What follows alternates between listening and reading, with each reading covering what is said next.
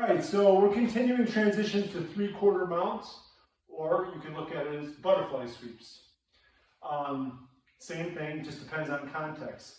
Sweeps, if you look at it from the context of butterfly sweeps, then they're effectively transitions to, in this case, three-quarter mount. And if you look at it from the context of three-quarter mount, these are transitions into three-quarter mount from butterfly sweeps, which I like to look at it that way. Today we're going to get out of, I take it back now, we're going to get out of butterfly sweeps. We're going to look at, they're kind of butterfly sweeps, but they start from different positions. We're going to start with C.O.P clinch. So the other day I showed one of them being C.O.P clinch, which is we can start with double underhooks, or he's super lazy with this arm here. We just snag it, and we just lock it in. And it's a butterfly sweep from there. Boom. Okay? So today we're going to take it now the same C.O.P clinch, but we're going to do it from lockdown. Okay? So it's the same grip. And I'm going to actually make it a little more realistic and difficult as well. I'm going to start from electric underhook. I'm going to start from kind of pre-stomp, but it's not a perfect pre-stomp. I've got this pin bar. Actually, I take it back. I'm going to take it from a partial electric underhook, and he's got his hand in my throat to try and break it up. But I have an overhook here. I want double underhooks.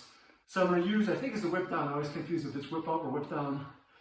If you watch Eddie versus Hoyler's second fight, he uses this to go from an overhook to underhook. It's a huge technique because it's much better to get double underhooks and go for electric chairs and all that. So I'll get back to you if it's whip up or whip down. I always forget. But in any event, so we're here. We're going to whip them and get this underhook here now.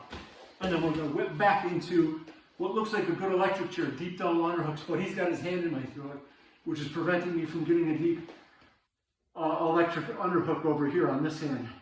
So that's where we're going to use the C.O.P clinch. We're going to let this go, and we're going to snag it.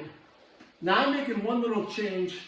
Excuse my presumptuousness, but he just shows it as letting it go and getting a butterfly hook in here. I'm wondering why we're not doing it from super stomp first, so we can make sure his leg doesn't get out, because if we miss the sweep, he's going to get into side control. So I'm going to show it a little different. I'm going to go to super stomp, which is basically a leg curl and my butterfly hook in now. I got his leg trapped until I'm really set to get that butterfly hook in deep, and then I'm going to let it go and sweep him. Now, even though I'm taking these to the three-quarter mount, my back's been hurting me for the last couple of days, so I'm just worried. I'm just working on really the clinch and the mechanics.